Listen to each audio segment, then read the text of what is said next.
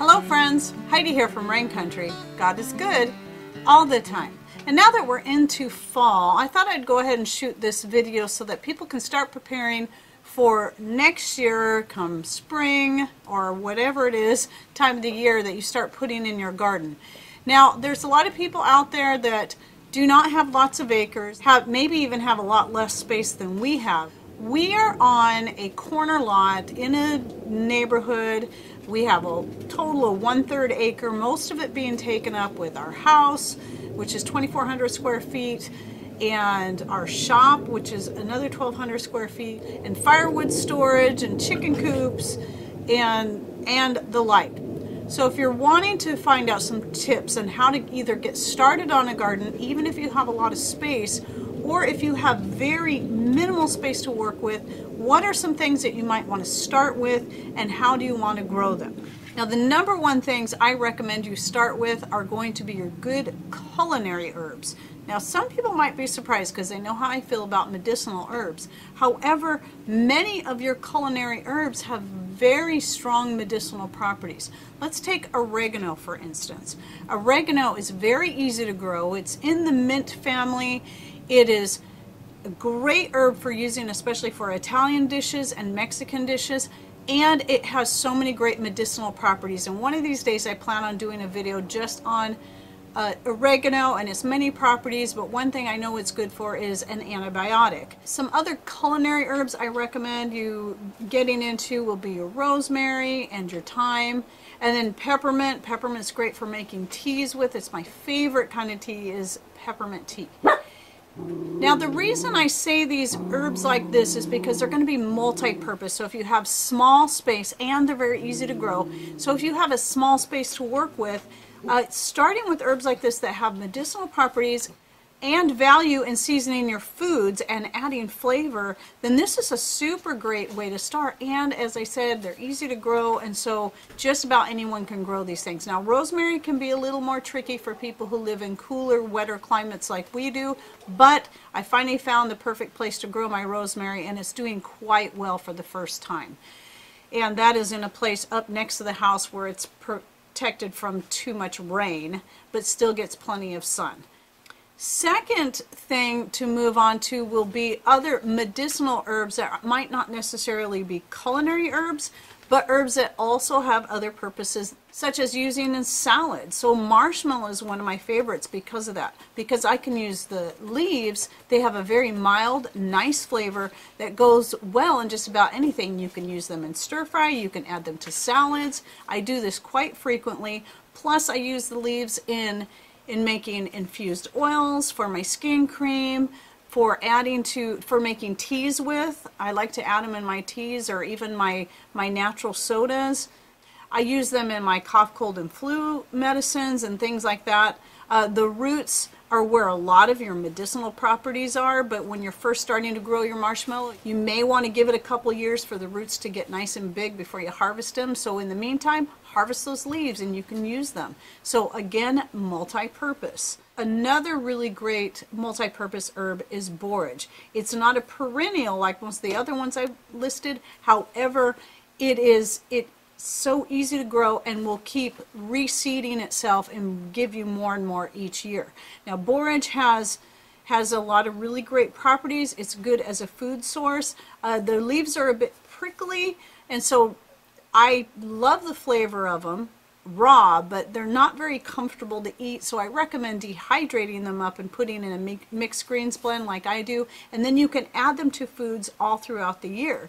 They're also good at attracting bees to your garden. Bees absolutely love borage, and from what I have read, it is supposed to help increase their honey output. So if you are keeping bees, then borage is a really great thing to grow. Now I have videos on a lot of these herbs. What I'm going to go ahead and do is link to the playlist for my medicinal and culinary herbs, and you can find in that list where I talk about feverfew and catnip, marshmallow, and several places, borage, and many other herbs. I don't have all of my culinary herbs in there yet. I only have sage, which is another great culinary herb to grow, and it is evergreen, which makes it even more wonderful. So in the winter, it doesn't die back the way your mints do. It just stays green throughout the year. So that's a really nice aspect of it. But also because it's a great seasoning, and I've made vinegars with my sage, and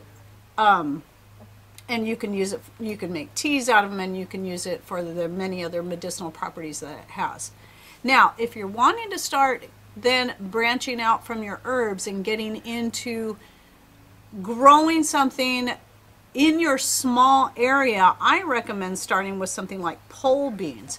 At least where we're at, pole beans and snow peas are super easy to grow. Obviously, it's going to depend on your location, your climate, and your zone. I don't put a lot of stock in zones. If something says it grows good in zone 8B, that probably does not necessarily apply to us, even though we're in 8B, because we are very maritime in comparison to Deep South Homestead, who's also in 8B, but almost completely opposite in climate as us. So don't put a lot of stock just in that. That just has to do with the hardiness, not whether or not a plant is going to do well there. As far as if it likes a drier climate, but you live in a place like us, it may not do well. So kind of take all these things into consideration. But for us, beans and peas always do really good. And the runner beans in particular, you can grow a lot of these things in a small place that also, and they also add beauty to your garden with their bright red flowers, you know, and climbing all over everything. So I highly recommend those. And you don't have to go with just the kind of beans that I grow. There's all kinds of pole beans and runner beans that you can get. Just look into it. My go-to place for seeds is Baker Creek, or rareseeds.com is the URL for that. I'll go ahead and post that here and in the description box below, so you can go to their link and check them out. I've had really great success with their seeds. Now, moving on from there, I would recommend looking into some things that are going to give you plenty of carbohydrates and are also easy to grow.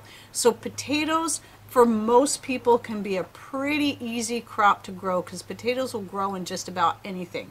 They will grow in very, very loose, just grass clippings, which I've done, and I have grown them in very heavy soil that got in a place that had absolutely no sun.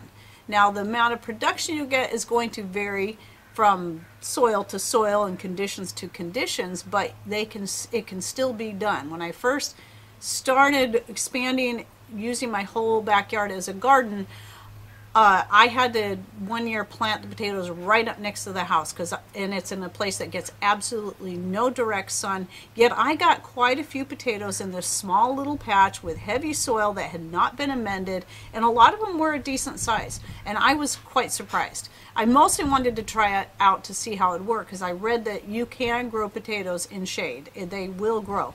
Might not get as great of production, but they will still grow. And you can also find ways to reflect light back to at least get more light onto that. And maybe the fact that the potatoes were right up next to the house, there was at least some light being reflected down onto the plant. So something else to consider. I've also tried growing potatoes in other places that had more sunlight and didn't do near as well. You just never know. So don't be afraid to experiment. If you just follow certain channels and try to do things only their way, you might find that it's not going to work for you, either in your climate, your soil conditions, your small space, or whatever it is. Try to take all things into consideration. Now, another thing obviously I like to talk about that most people may already get is container gardening.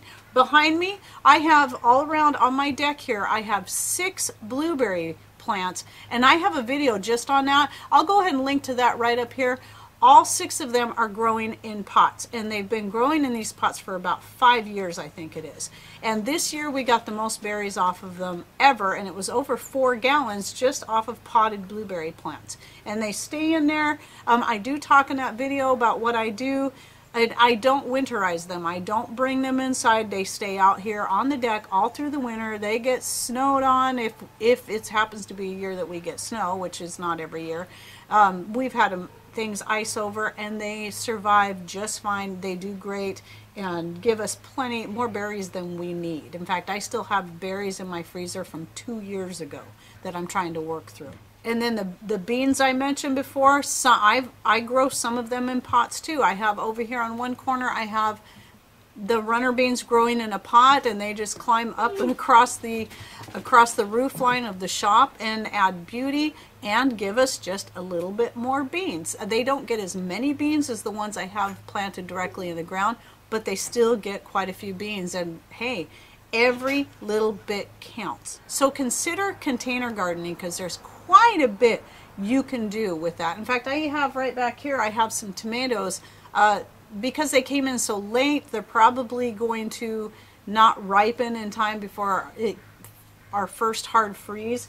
But I've got tomatoes. I'll show you a picture right here, and they're pretty good size. They're about like this, and I think these are the purple ones. I didn't realize. I thought it was putting cherry tomatoes back up here, but they're still doing really well in these pots, even though we've had a couple of light frosts.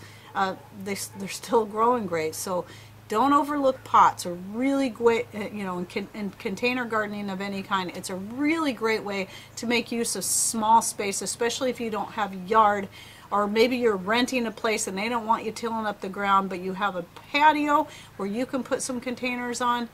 There's a lot you can do. In fact, I know a local lady she lives in a very small place. She just has just a little front porch, not much there, but she's growing all kinds of herbs and even a few vegetables in her little pots, making the most of her small space.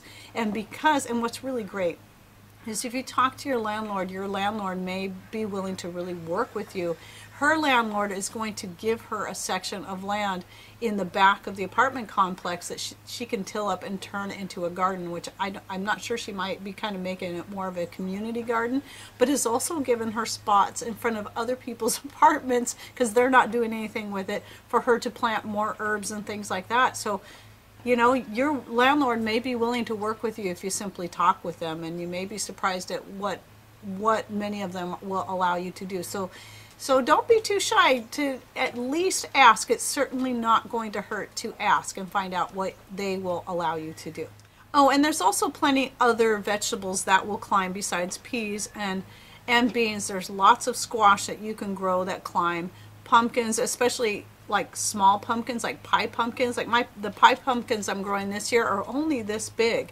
But I haven't tried them yet. This is the first time trying this particular variety. I've grown pie pumpkins before that were that big, and right now and my spaghetti squash are all growing on trellises, which is a cattle panel. But I know people, I've got family that's grown spaghetti squash in just a pot. And they got they were small, they didn't give them big ones, but they were delicious, and they got quite a few off of there. And actually a spaghetti squash this big is enough to feed 2 people for one meal. So again, every little bit that you can do is going to count to help you get towards more healthy eating and more self-sustainability. Every little bit is that much less that you have to buy at the store. So look at all your options and consider these things. And hopefully this will help get you on the right track to get started. These are just my thoughts and my opinions on ways to get started. However you choose to start is going to be based on your needs and what you desire to have most. Oh yes, and strawberries. Strawberries can do really good in pots, so consider those too. Okay, well I hope you enjoyed this video and that you learned something new. Thanks for watching. Take care and God bless.